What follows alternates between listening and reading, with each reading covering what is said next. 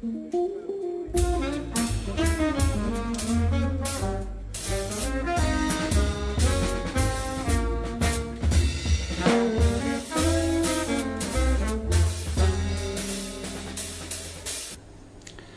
então, boa noite. Depois de termos falado nas origens de Odivelas, a tese filológica e as lendas e todos os dados científicos que estão por trás do nome, que a nossa professora muito bem explanou, vamos continuar o programa, desta vez falando um pouco de Dom Dinis, o nosso rei, o sexto rei de Portugal.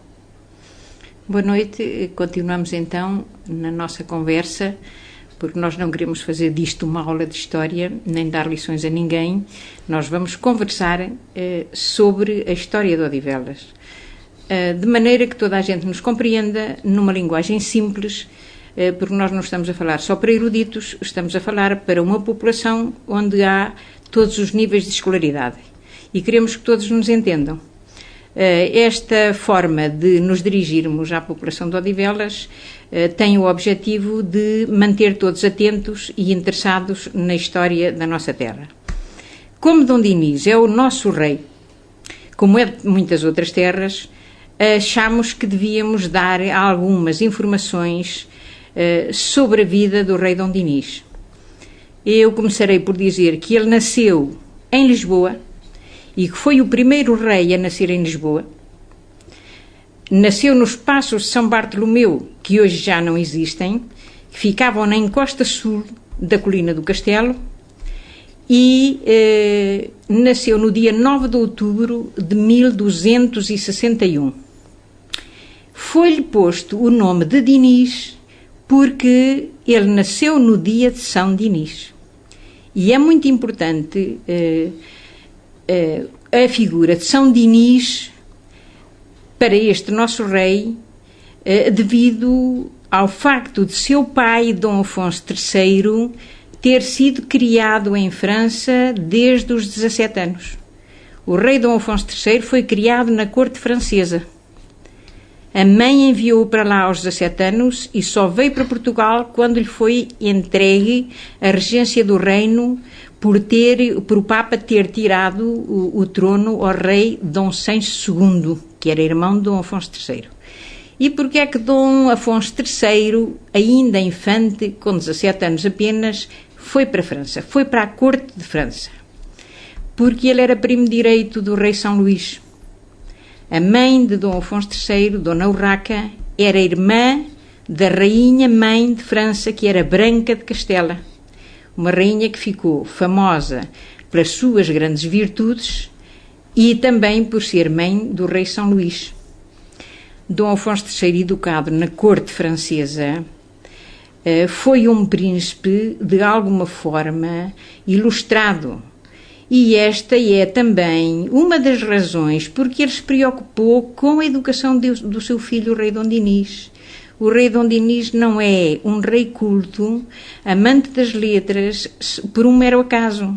É porque o seu pai, que tinha tido já uma educação primorosa na corte de França, sabia o valor da cultura e do conhecimento e procurou bons professores para o seu filho Dom Dinis.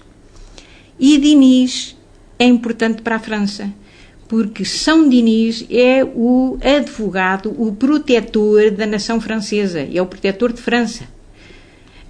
E a sorte, acharam os reis, o rei Dom Afonso III e a Dona Beatriz acharam que tinha sido uma sorte o menino, o seu príncipe, ter nascido precisamente no dia de São Dinis, um santo tão querido para os franceses e para Dom Afonso III, que tinha lá sido educado. E puseram-lhe o nome por isso. Antes dele, recordemos para trás os outros 5 reis, não havia o nome Dinis na tradição da nossa dinastia. É ele o primeiro. Ele considerou sempre São Dinis o seu advogado. E para a França, São Dinis é tão importante que a primeira catedral gótica construída em França é precisamente dedicada a São Dinis, sob a orientação do Bernardo de Claraval, que influenciou o parco daquela zona para construir a Catedral de São Dinis, que é mesmo a primeira catedral gótica. O gótico nasceu em França, precisamente em Paris, precisamente com a construção da Catedral de São Dinis. Aos 16 anos, Dom Dinis sempre declarou um grande amor à sua terra, um grande amor a Lisboa. Dizia, porque aqui nasci, fui batizado e levantado rei. E dispensou sempre uma proteção especial, mesmo aos primeiros burgueses da cidade de Lisboa, embora aqui a palavra burguês não se possa ainda aplicar, mas é referente aos homens que viviam do negócio e que viviam do artesanato e que tinham as suas lojas já, os seus postos de trabalho já fora da cerca moura, ao longo daquilo que é hoje a Rua do Comércio em Lisboa, para cá do Terreiro do Paço. Aquela rua transversal, paralela ao Tejo, foi a primeira rua de mercadores e de artesãos que faziam os seus negócios com a população para cá, que ia destas zonas norte e que tinham no Terreiro do Paço um local também, no Terreiro do Paço não, que na altura não era o Terreiro do Paço, é o Rocio. O Rocio é que era a grande praça de Lisboa, era o grande largo,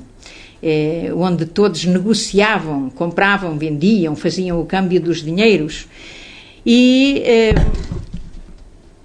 este rei Dom Dinis procurou proteger estes comerciantes, estes mercadores, que era o termo que se usava na altura, mandando construir a muralha da Ribeira, porque terminada a cerca moura, que terminava ali um bocadinho para cá do Terreiro das Cebolas, não havia proteção e aquela zona e as costas portuguesas eram muito infestadas por piratas berberes. E Dom Dinis, para proteger os mercadores, mandou construir a muralha da Ribeira, porque os comerciantes, os mercadores e os artesãos tinham os seus negócios para dentro dessa muralha e estavam ao abrigo dos ataques dos piratas berberes.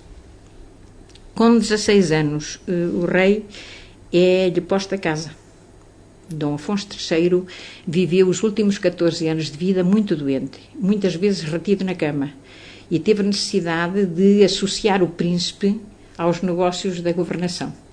E com 16 anos pôs-lhe casa independente, com os seus fidalgos, com os seus servidores, com o seu enxoval, e há uma lista enorme dos objetos do uso doméstico, quase tudo em prata, que lhe foi entregue, e com tanto acerto fez isto Dom Afonso III, que ele só esteve 7 meses e nem chegou a 8 meses, quase 8 meses, mas não chegou bem, como príncipe, porque o pai faleceu e ele depois foi aclamado rei com 17 anos e 4 meses, ainda nem tinha 18 anos quando foi aclamado rei.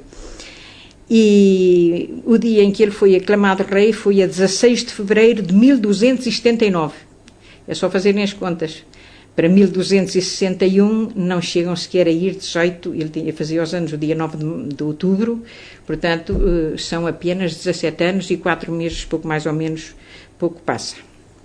Casou com 21 anos, casou por procuração em Barcelona, no dia 11 de fevereiro de 1282, e depois o casamento oficial foi feito em Trancoso, o dia 24 de junho, dia de São João. A princesa de Aragão entrou por Bragança e dirigiu-se a Trancoso, onde a corte e o rei aguardavam a princesa para se realizar o casamento oficial.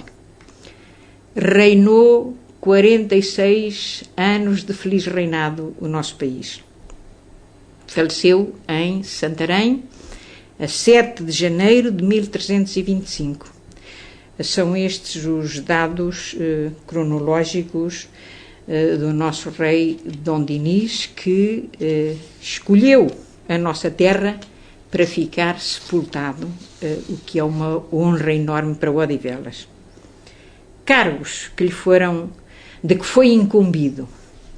Logo aos 4 anos e meio, diz Frei Francisco Brandão, foi encarregado de ir a Sevilha ajudar o seu avô Afonso X e com uma armada naval e com um exército por terra, porque os mouros que ainda residiam em Espanha associaram-se aos mouros berberes e o rei Afonso X viu-se muito atacado e pediu ajuda ao seu genro Afonso III, que enviou um exército e uma armada, mas levando simbolicamente à frente o príncipe Dom Dinis, com apenas 4 anos e meio.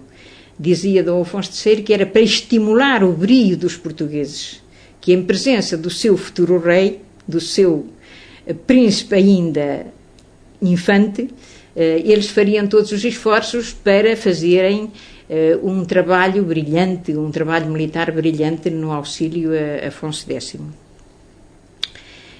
Há uma segunda intervenção, também em Espanha, em 1298, por haver conflitos internos dinásticos em Castela. O rei, na altura, até era o genro de Dom Dinis, porque a filha de Dom Dinis, Dona Constança, tinha casado com Fernando IV de Castela, mas eram 2 crianças. Ela ainda era mais nova e o rei Fernando IV, quem governava era a rainha-mãe, que era a Rainha Maria de Molina, que ficou famosa por ser uma rainha prudente e astuta nos negócios da governação. E a Rainha Maria de Molina viu-se em sérias dificuldades quando um cunhado, um filho de Afonso X, se arrogava ter direito ao trono em vez do sobrinho, que era uma criança, o Fernando IV. E então declarava-se rei da Galiza e entrou mesmo na cidade de Leão, que era a capital do anterior reino de Leão, que depois foi absorvido por Castela, e tomou posse da cidade e não a queria largar. E a Rainha Maria de Molina achava que isto era um abuso de um nobre que se estava a revoltar contra o poder do rei. E pediu ajuda. E Dom Dinis desta vez foi ele a comandar os exércitos. Dirigiu-se à cidade de Rodrigo, saiu da guarda, e quando vai para estas saídas no terreno, sai sempre da guarda, porque era uma cidade fronteiriça, não é? Ele saiu da guarda com o seu exército e dirigiu-se à cidade de Rodrigo, onde já estava a Rainha Maria de Molina, a Rainha Regente, com o filho, Fernando IV, que era o rei, mas ainda criança e não estava a governar, já estavam a aguardar a chegada do rei Dom Dinis. Ele deixou a Rainha Santa Isabel no Sabugal. A rainha, com as suas damas e as suas acompanhantes, ficou a residir no Sabugal e o rei dirigiu-se à cidade de Rodrigo. Como não tinham ficado de ir outros exércitos, não chegaram logo todos os cavaleiros para ele poder sair com o exército todo, aguardou que chegassem mais reforços na cidade de Rodrigo. E enquanto estiveram na cidade de Rodrigo, a Rainha Maria de Molina, mais a Rainha Dona Constança, que era também ainda muito pequenina, mas já vivia na corte de Castela, quiseram ver a Rainha Santa Isabel. E então combinaram encontrar-se na fronteira, mas numa povoação espanhola, que é a Fonte de Guinaldo, que fica assim um bocadinho para lá daquelas últimas aldeias do território português, como é Valdespinho e Quadrasais e essas aldeias que ficam já junto à fronteira e que são terras de Ribacoa. A Rainha Santa Isabel foi lá ter e elas já lá estavam à espera dela e viveram ali 2 dias de convívio muito feliz, muito satisfeita a Rainha Santa Isabel por ver a filha, sobretudo, não é? E com certeza a Rainha Maria de Molina. E ficaram muito admiradas as damas espanholas com as grandes virtudes da nossa Rainha Santa Isabel. E parece que a Rainha Santa Isabel apreciou muito a sensatez e a habilidade governativa e a prudência da Rainha Maria de Molina. Depois de estarem ali aqueles dias a aguardar a chegada de mais tropas portuguesas, dirigiram-se a Salamanca, que foi em Salamanca que se fez a reunião principal. O nosso rei Dom Dinis foi abordado pelos mensageiros do infante Dom João, que governava a Galiza e que se tinha apoderado da cidade de Leão. E era tio dele, era irmão da mãe de Dom Dinis, da Dona Brites, que era filho também de Afonso X o Sábio. E o tio soube falar ao sobrinho e dizer-lhe que não quisesse tomar partido, porque ele também tinha fronteiras com Portugal e que isso era deixar de ter possivelmente pazes nas fronteiras, e que o melhor era ele continuar em boa paz, como tinha feito até ali, a governar a Galiza, conservar a cidade de Leão até à sua morte. Quando ele morresse, os seus herdeiros continuariam a governar a Galiza, mas entregariam a cidade de Leão ao rei de Castela. Mas a rainha Maria de Molina é que não aceitou estas propostas do infante Dom João. E Dom Dinis também não lhe deu saída, não quis entrar em guerra, não quis entrar em luta com o infante Dom João, como a Maria de Molina queria, pretendia que ele entrasse mesmo em guerra aberta, em batalha aberta. Dom Dinis negociou, foi entretendo, foi procurando adiar, a ver se chegava a uma solução que não fosse de luta aberta. E as coisas ficaram assim um pouco vagas, e a proposta que Dom Dinis manteve foi esta, que deixasse lá o infante Dom João governar a Galiza enquanto ele não fizesse guerra. E que no fim, quando ele morresse, ficava já a senhora, que era o que ela mais queria, da capital de Leão, e ele ficaria como um senhor da Galiza, os herdeiros dele ficariam como um senhor da Galiza, porque na Idade Média os senhores nobres todos dirigiam os seus condados, os seus ducados, com uma certa autonomia. O rei não podia intervir em muitos assuntos nos territórios destes senhores locais. A justiça só foi entrando muito lentamente, a justiça régia e os funcionários régios, os meirinhos que iam cobrar impostos e outros, só foram entrando muito lentamente com o tempo e sempre com uma grande resistência dos nobres. Dom Dinis veio-se embora sem o assunto ficar decidido, mas conseguiu que não entrassem em guerra. E ele já veio contente por não terem, de facto, aberto guerra e ter ficado para resolver pacificamente. O tempo teria o encargo, ou traria o encargo desta solução ter sido aceite pela Rainha Maria de Molina. Mas a missão mais importante do rei Dom Dinis foi em 1304, quando houve um conflito entre Aragão e Castela. E aí apareceram vários possíveis árbitros, outros reis da Europa, e o Papa, que era sempre quem decidia naquela altura, era o suprapoder, estava acima dos outros poderes políticos, ponderou qual seria o melhor dos embaixadores para resolver esta questão e optou por Dom Dinis, escolheu Dom Dinis, encarregou Dom Dinis de ir resolver esta questão entre Leão e Castela, que era entre o rei Jaime e o Fernando IV, que também ainda era muito jovem, porque ele morreu muito novo, o genro de Dom Dinis faleceu muito novo. E é aqui que Dom Dinis mostra a sua capacidade de negociação, mas também a sua capacidade de se apresentar como um grande rei. Ele organizou um séquito, ele escolheu os nobres, mais nobres de Portugal para o acompanharem.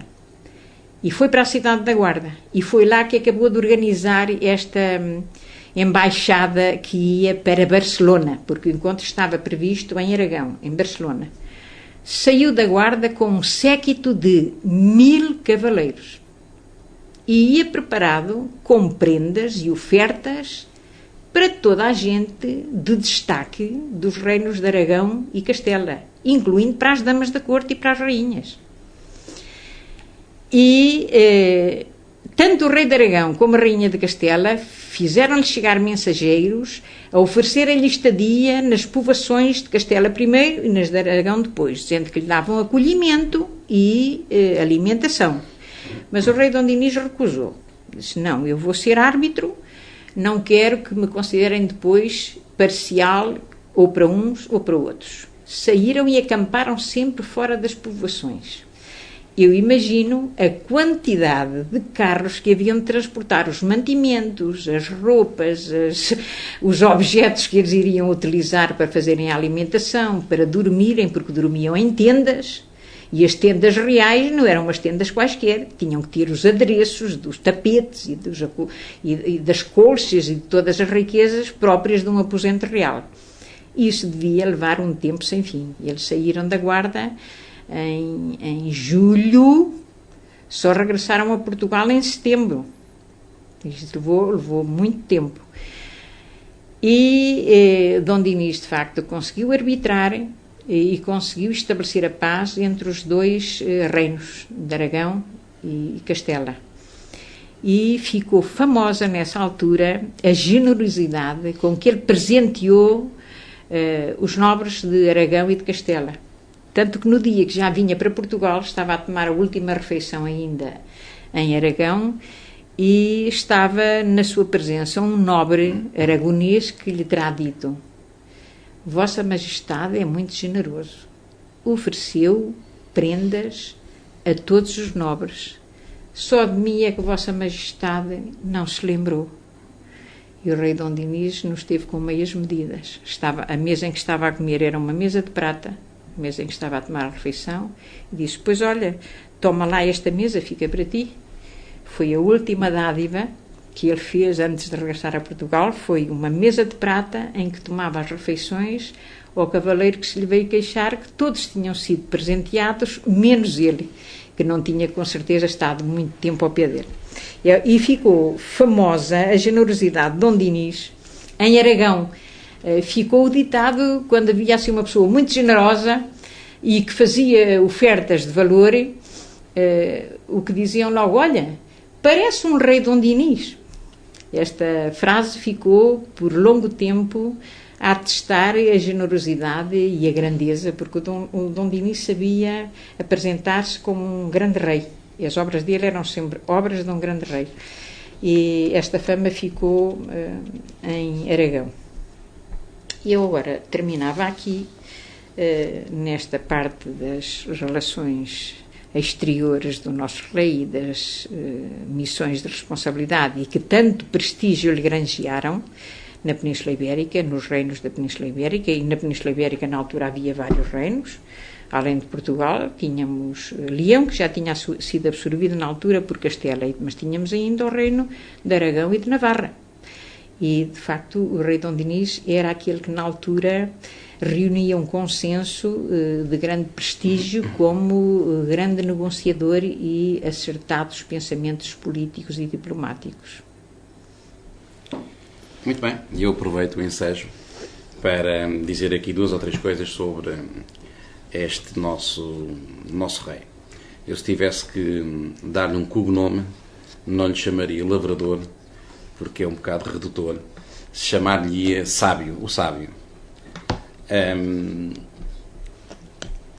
Folgo em saber que Dom Dinis nasceu na mesma terra que eu, ambos lisboetas.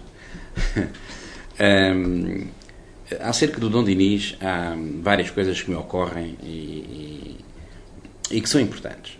Uma delas é que é de suprema importância. A língua que hoje falamos só é possível graças a uma determinação do Dom Dinis, porque até ao tempo dele todos os documentos oficiais, todos os documentos régios eram escritos em latim. Como em latim era a língua que o povo não se exprimia, ele obrigou que os documentos passassem a ser escritos em galaico-português, que era a língua que à época se falava em Portugal. E isso foi um avanço. Eu diria que o Magalhães é um contributo fabuloso para o choque tecnológico em Portugal de hoje. À época foi esta decisão do Dom Dinis, o choque tecnológico de suprema importância. Deve-se a ele também o facto de, se calhar por gostar tanto de Lisboa, ter criado a Escola de Estudos Gerais em Lisboa, portanto a primeira universidade do nosso país, que não nasce em Coimbra, como muita gente pensa, embora mais tarde ela tenha sido transferida para Coimbra. Mas também foi importante, na medida em que, sendo um homem de cultura, sendo um homem sábio e sabedor, era importante ter em Portugal um foco de ensino de alto nível, para poder desenvolver não só a classe que tinha acesso aos estudos, como o povo, numa certa medida também. E isso foi, de facto, importante. E há aqui, pelo menos, 3 instituições que, para mim, fazem a diferença relativamente a outros reinados. Foram muito importantes no reinado de Dom Dinis. Desde logo, a Ordem do Templo. Como sabemos, em França, a Ordem do Templo foi perseguida e chacinada pelo rei francês e pelo Papa francês também. E a Ordem é protegida em Portugal, aliás, em Portugal e também em Espanha, mas mais aqui em Portugal, que teve uma proteção total por parte de Dom Dinis. Mais tarde, acaba por ser o mentor da criação da Ordem de Cristo, que não é mais do que uma sucedânea da Ordem do Templo. E estas duas ordens religiosas ou militares tiveram uma importância vital na nossa história, na formação do nosso país e, sobretudo, na continuidade, na consolidação do nosso país.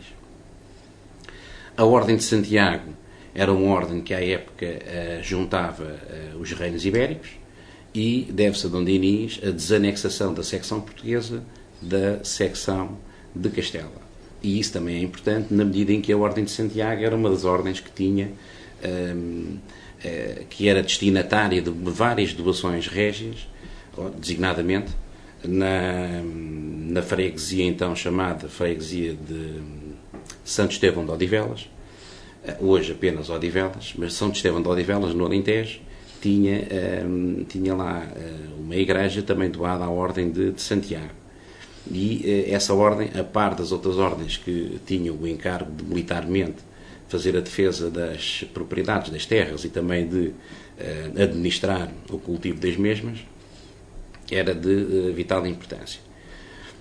Há uma outra ordem muito, enfim, um pouco desconhecida da pública em geral, era a Ordem dos Fiéis do Amor, que era a ordem na qual, uma ordem iniciática, na qual os trovadores da época, e não só, faziam parte, quase todos eles. Camões e Fernando Pessoa fizeram parte dessa mesma ordem iniciática.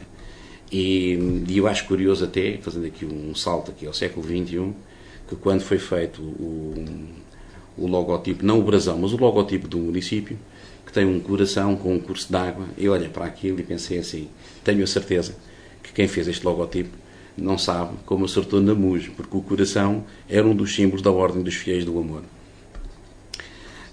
à qual o Dom Dinis pertencia. E isso foi vital na consolidação, em termos políticos e em termos internos, do nosso país face ao exterior. Claro, logo no início do reinado de Dom Dinis, ele resolve um conflito tremendo com o papado. O pai de Dom Afonso Henriques, o pai de Dom Dinis, não se entendeu muito bem com o Papa. Tanto que foi excomungado uma ou duas vezes, e o reino também. E o Dom Dinis consegue resolver esse conflito com a Igreja. Portanto, fizemos as pazes com... O reino fez as pazes com o Vaticano, com o Papa, e parece que não, mas isso foi um alívio muito grande para o povo, porque inclusivamente estavam impedidos de fazer os sacramentos religiosos, dada a excomunhão do reino. E isso foi importante. Como importante foi também o combate aos privilégios, quer dos religiosos, quer dos nobres, sobre o povo.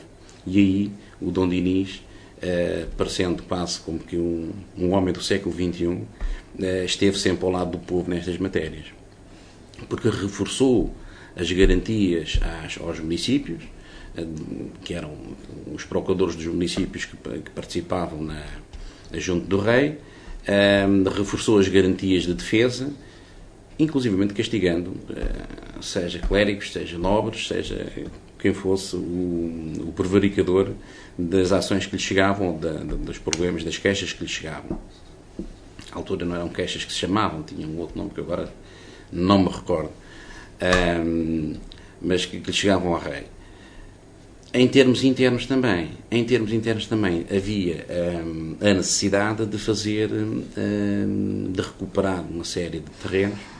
Eu estou-me a lembrar, por exemplo, Salvaterra de Magos, que era uma zona altamente pantanosa, e o Dom Dinis fez intervenções diretas no sentido de transformar aquelas terras em terras de cultivo. E ainda hoje são terras que tudo o que se põe na terra lá nasce em quantidade.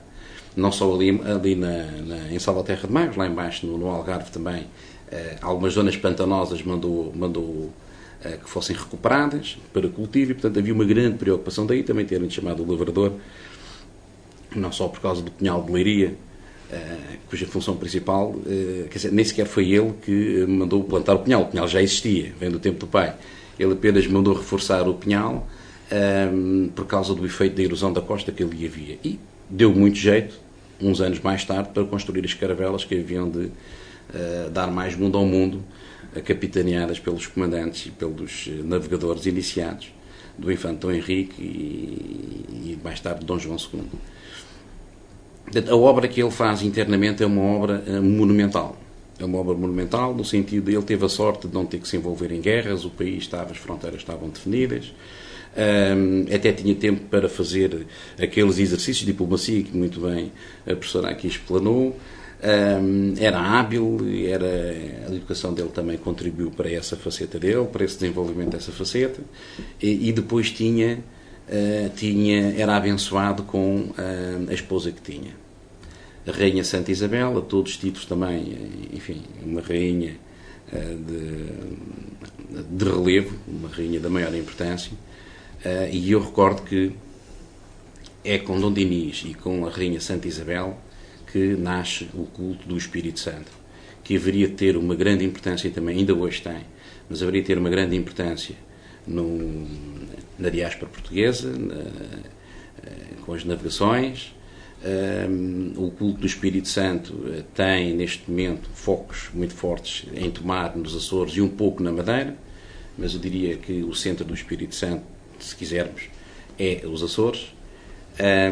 E o culto do Espírito Santo era um culto que, não fugindo muito se calhar isto é uma blasfémia, mas à ortodoxia católica, estava, digamos que, bastante ou suficientemente distante da Igreja Católica para ter uma vida própria.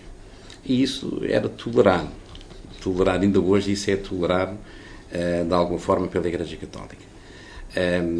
Nessa medida, de facto, são muitos os setores em que intervém Dom Dinis, desde a política externa à política interna, que faz com que o Reino de Portugal se consolide de uma forma duradoura, enfim, e é por isso que somos a nação que na Europa, eu diria, somos a nação que no mundo ocidental há mais tempo tem as suas fronteiras definidas.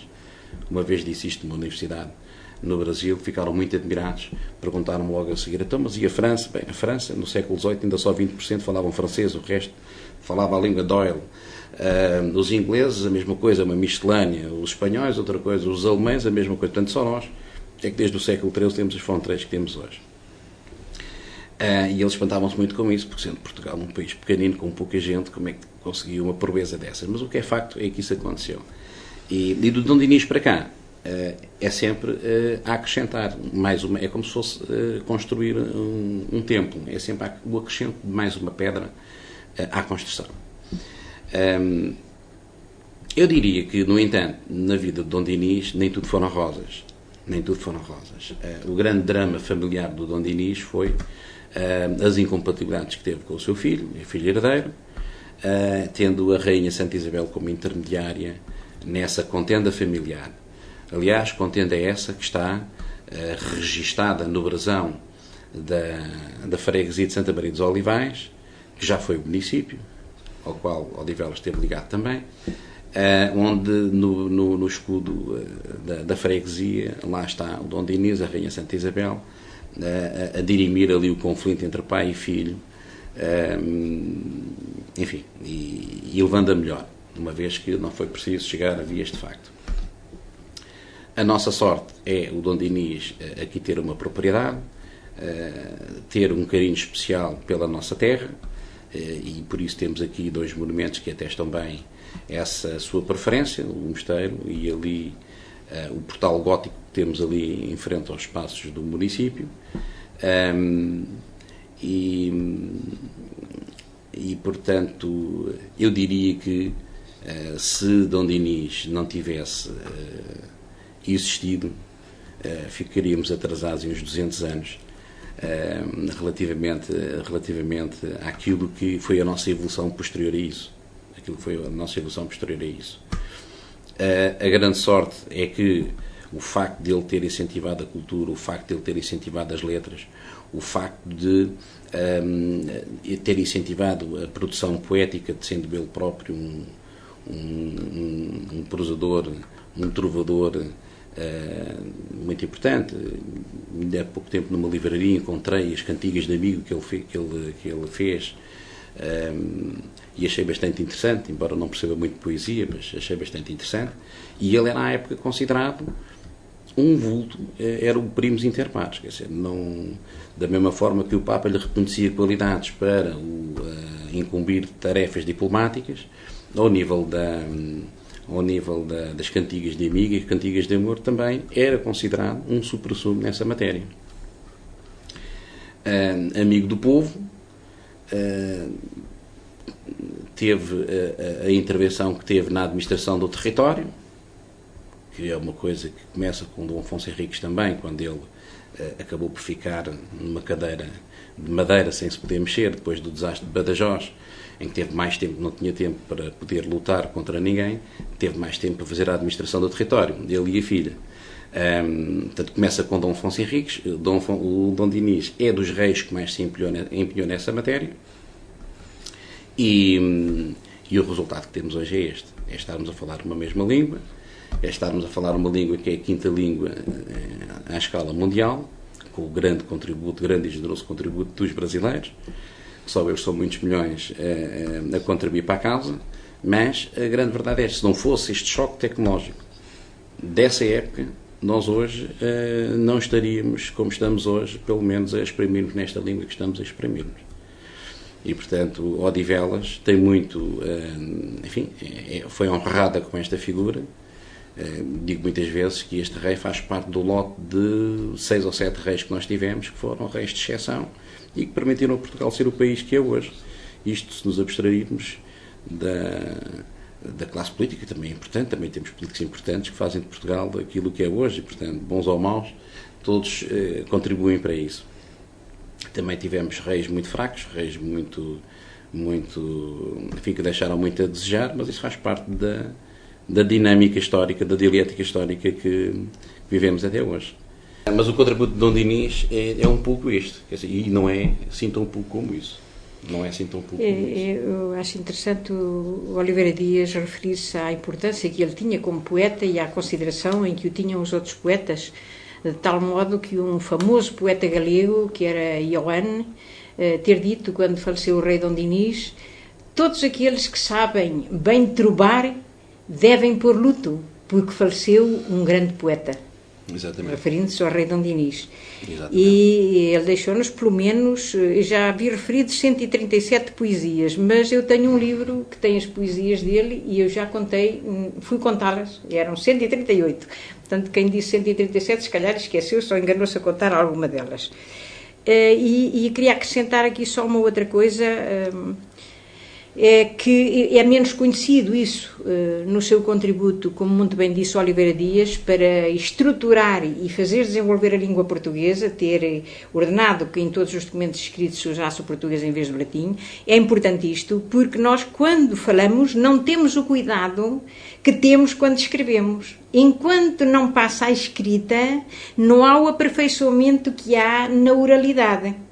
Há um rigor maior em cumprirmos as regras da língua quando escrevemos, e isso contribuiu muito para o desenvolvimento e aperfeiçoamento da língua portuguesa. Mas há um outro aspecto de Dom Dinis que é menos conhecido, que é o ter mandado traduzir muitos livros de autores estrangeiros e antigos. E diz o Frei Francisco Brandão que ainda no século XVI havia muitos livros mandados traduzir por Dom Dinis na cidade de Veneza. Eu não conseguia apurar porque é que havia em Veneza, porque é que ele refere aos de Veneza, não sei se em alguma biblioteca, ele não diz. E um dos livros mais importantes é a Crónica do Moro Razis. E é importante este livro porque conta a história dos primórdios da Península Ibérica, da antiga Espanha. Traz-nos informações que os nossos historiadores não nos podiam dar e que esse Moro Razis nos dá. É importante esse livro ter para o conhecimento da história. E há uma outra coisa que eu também quero dizer, que pouca gente sabe, que a universidade tinha um edifício próprio. Dom Dinis mandou construir um edifício para instalar a universidade. É que já muita gente me tem dito que a universidade criada por Dom Dinis, que era ali para os lados de São Vicente, porque o elétrico passa ali numa rua que se chama das Escolas Gerais. Isso é um equívoco. Aqueles edifícios ali das Escolas Gerais foram dadas à universidade pelo infante Dom Henrique, e é muito posterior. Basta irmos ao Largo do Carmo e ficamos a saber onde é que foi construído o edifício da primeira universidade. Os livros referem na Pedreira. A Pedreira era aquela zona toda do Chiado para cima, até ao Largo do Carmo. Aquilo era uma pedreira. E há depois um outro período que também chamou Pedreira, que é o Parque Eduardo VII. O Parque Eduardo VII também serviu de pedreira, também era uma pedreira, mas isso já foi nos finais do século XIX e princípios do século XX. O edifício da universidade era num palácio que hoje lá está, à saída da Rua do Sacramento, do lado direito para o Largo do Carmo, que foi onde funcionou a Escola Veiga Beirão, que é o Palácio Valadares. Hoje parece que é uma escola EB23, julgo que Fernão Lopes ou uma coisa assim. Mas não é preciso eu estar aqui a insistir nisto, porque já muitas pessoas me disseram que não era assim, e pessoas tinham a obrigação de saber. Vão lá, porque está lá a placa. Está lá a placa a dizerem. Está lá nesse edifício onde foi a Escola Veiga Beirão a dizer aqui, não sei agora exatamente dizer, mas tem essa explicação. O edifício construído para funcionar a primeira universidade fundada por Rei Dom Dinis. Portanto, acabemos com essas mistificações que a universidade foi fundada ali para os lados de São Vicente, porque não é isso. Isso foram edifícios que foram dados pelo infante Dom Henrique às escolas gerais, como então se chamavam. Eu não sei se nós temos o nosso tempo preenchido, se podemos continuar. Então poderei ainda avançar com a família do Rei Dom Dinis. Os aspectos familiares também não são assim muito conhecidos. O Rei Dom Dinis casou, como já dissemos aqui, com a Rainha Santa Isabel, mas eu queria referir que a princesa tinha apenas 11 anos. Não tinha 12 anos feitos quando foi feito o casamento.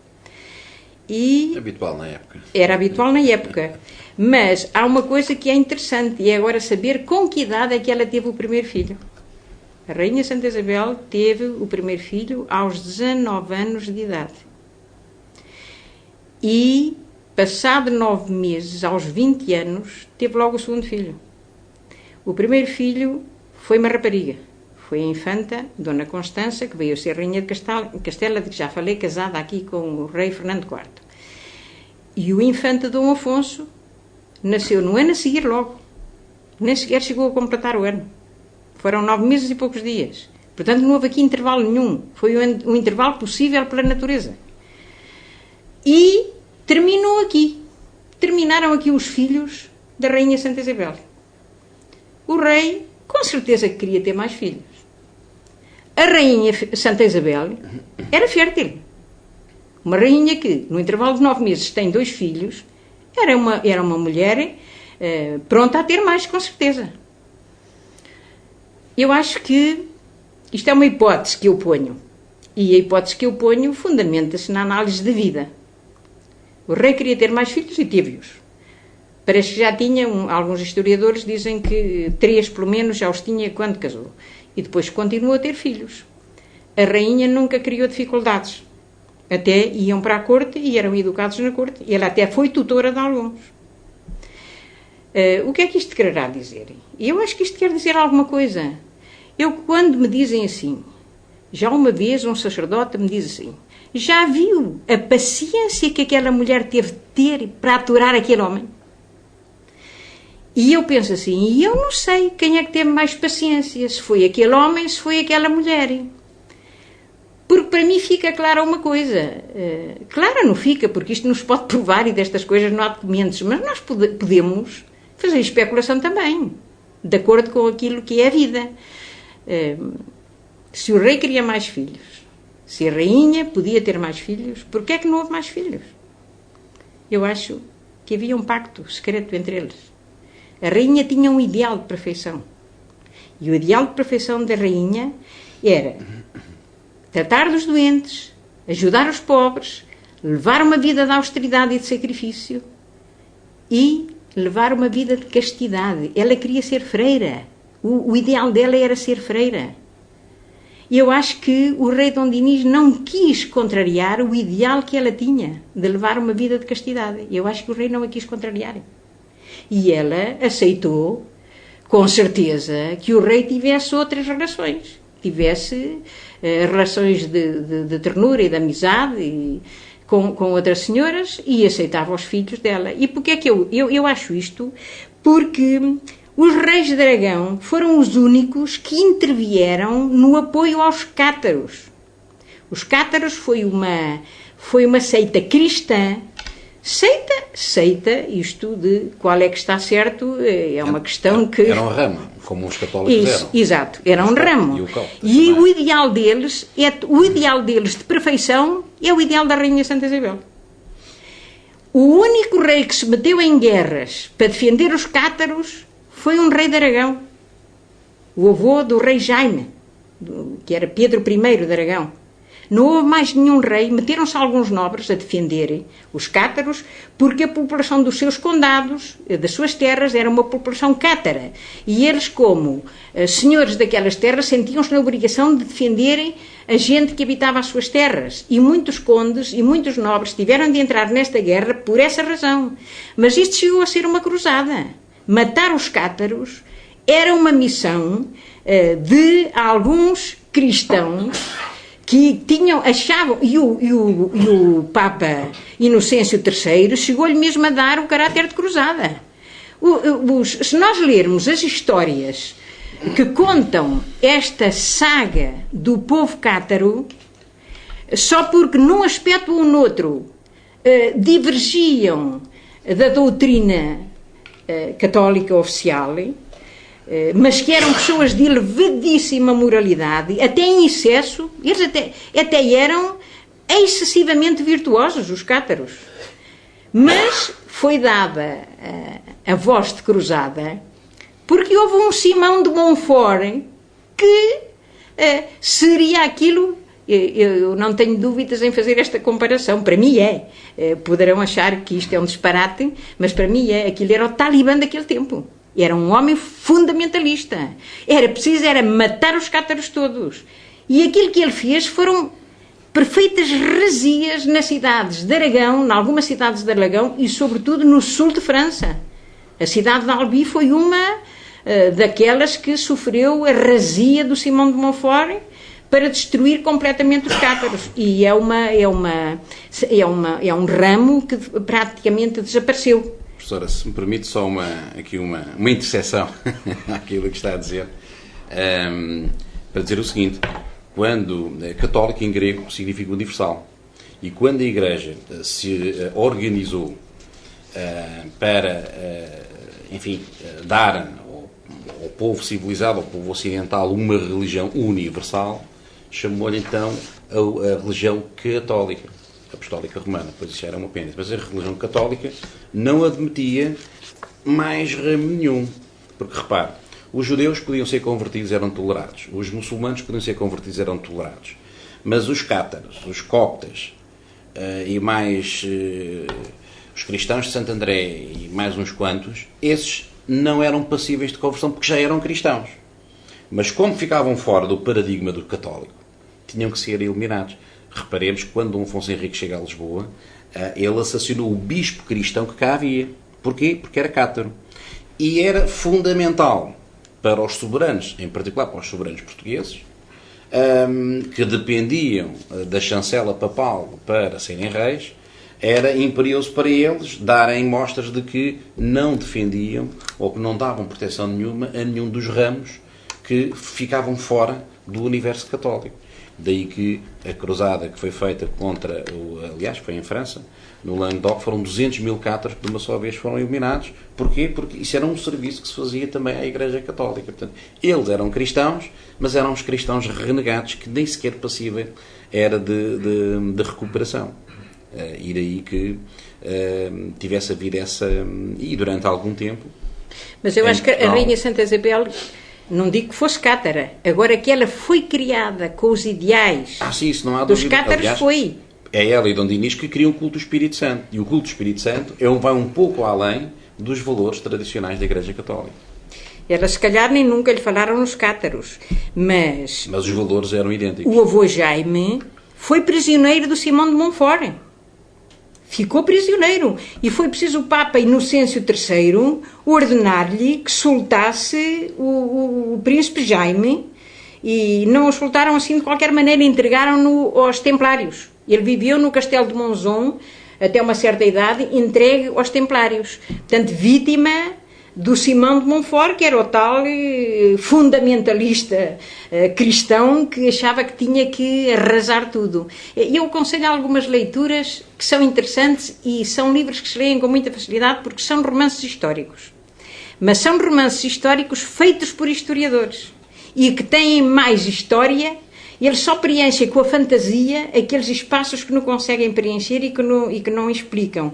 Um deles é um livro que saiu recentemente, que é Raimundo o Cátaro, que era o Conde Raimundo, que foi um nobre que defendeu os cátaros por serem as pessoas que viviam nas suas terras e que foi ajudado então por Pedro I de Aragão, que morreu na Batalha de Morée, em defesa dos cátaros. Os historiadores até dizem que foi um assassinato, que não foi uma morte em batalha, que aquilo foi assassinarem não só o rei de Aragão, Pedro I, como todos os outros cátaros que foram assassinados nessa investida do Simão de Montfort.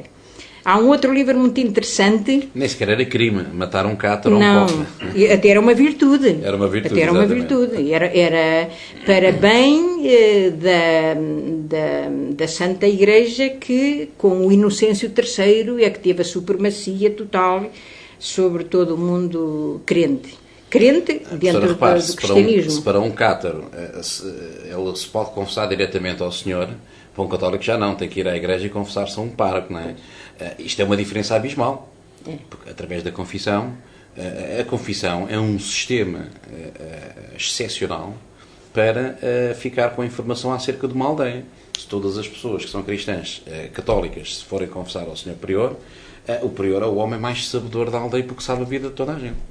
E portanto isto era quase como que uma rede de inteligência, que essa informação depois era passada à hierarquia católica, e por isso a hierarquia católica era poderosa, não só pelos metais que tinha, metais preciosos, mas também pela informação que tinha das várias comunidades que existiam. Eles Exato. Conseguiam estar em update, como se costuma dizer hoje em dia, de tudo aquilo que se passava nas comunidades religiosas. E o controle era tão forte que havia o rol dos confessados. Ora, exatamente. E o rol dos confessados só era abatido o nome do indivíduo, daquela freguesia, daquela paróquia eclesiástica, quando se confessasse ao pároco daquela paróquia. Ele não podia ir confessar-se fora e depois vir comungar àquela igreja para ficar desobrigado. Só se considerava desobrigado e era descarregado no rol dos confessados se estivesse confessado ao pároco da sua freguesia eclesiástica. Portanto, era de facto o controle total sobre... Que com o catarismo e com os coptas não existia. Sim, exatamente. Ou com os cristãos de Santo André. Exatamente. Não existia esse controle. Poderemos acrescentar mais algumas. Eu só vou acrescentar mais os filhos naturais de Dom Dinis. Dom Dinis teve pelo menos 9 filhos naturais. A maior parte dos historiadores só referem 7, mas eu já encontrei 9. Com a ajuda de uns historiadores e de outros, há nomes que alguns dizem, mas não sabem se serão, se não serão, e depois a gente ainda há vários historiadores, há uns que dizem uns e outros que dizem outros, e provam que aqueles nomes que eles indicam são, portanto, somando-os todos, eu encontrei 9. O mais velho era Afonso Sanches, que foi mordomo-mor do rei Dom Dinis, e que já existia quando Dom Dinis casou, que era filho de Dona Aldonça Rodrigues, uma senhora nobre. Os filhos naturais de Dom Dinis eram todos filhos de senhoras da alta nobreza. Eu prefiro dizer naturais porque eu acho que não há filhos bastardos. Não há filhos bastardos. Para mim não há filhos bastardos. Isso é uma ignomínia chamar a alguém um filho bastardo. Há filhos naturais, há filhos legítimos, e os que não são legítimos, porque não estão dentro das leis da sociedade, são filhos naturais.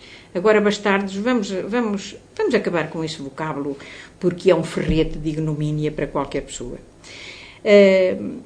O outro filho, que se supõe que em idade vem a seguir a Afonso Sanches, é Pedro Afonso, que veio a ser alferes-mor do reino. Este Pedro Afonso é um filho notabilíssimo. Foi o homem que escreveu os livros das linhagens e que veio a ser conde de Barcelos e que reuniu poesias de língua galaico-portuguesa, tanto de Castela como de Portugal, e onde estão incluídas, supõe-se, poesias de Dom Dinis e também dele. E que parece que foi ele que também escreveu a Crónica de 1344, que é uma crónica que dá informação sobre todos os reis da Península, incluindo Dom Dinis. E este Dom Pedro Afonso, que foi de todos os filhos de Dom Dinis, sem dúvida, o mais notável pela sua cultura, era filho de uma tal Grácia Frois, uma senhora de gente nobre aqui do termo de Torres Vedras, e que, pelo lado materno, era neta do terceiro alcaide da Touria. Esta senhora também era conhecida como Grácia Anes, e era uma senhora de grandes bens, de muitos bens, porque ela mandou construir a capela de São Gervás no claustro da Sé de Lisboa e disse que queria lá ficar sepultada, e ficou. Deixou bens ao filho para fundar um hospital em casas que eram dela, junto ao castelo de Lisboa, e outras que tinha junto à Porta dos Ferros.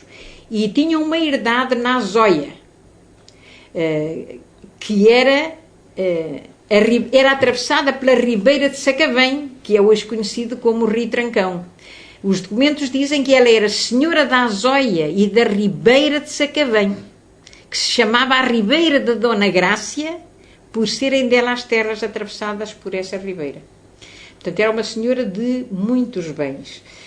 E eu quero dizer aqui que já houve alguém que se lembrou de dizer que o Dom Pedro Afonso, conde de Barcelos, nasceu em Odivelas.